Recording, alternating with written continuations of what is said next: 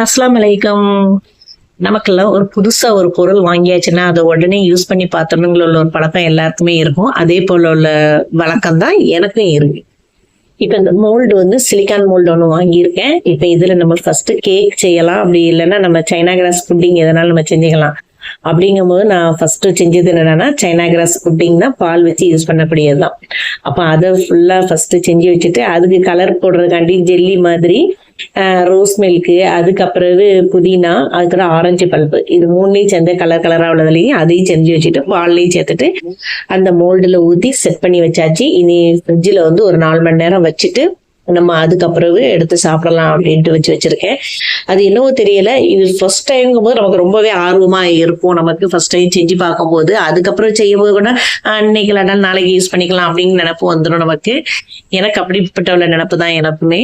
அதனால நீங்க வந்ததுமே நீ செஞ்சாச்சு பாருங்க. இப்ப எடுக்கும்போது எவ்வளவு அழகா சூப்பரா இருக்குது, பாக்குறதுக்கே ஒரு கலர்ஃபுல்லா இருக்குது, நடுவுல ஒரு ஹோல் கிடக்குது. அப்போ இதை நம்ம கட் பண்ணி நம்ம இப்ப எடுத்துக்கலாம். இது கட் பண்றதுக்கே நமக்கு ஒரு கேக் கட் பண்ற மாதிரி தான் இருக்குது. ஏன்னா இது பாக்குறதுக்கு குழந்தைங்களுக்கும் ரொம்ப அழகா இருக்க மாதிரி இருக்கும், நிறைய கலர்ஸா இருக்க மாதிரி இருக்குல்ல, அதனாலதான்.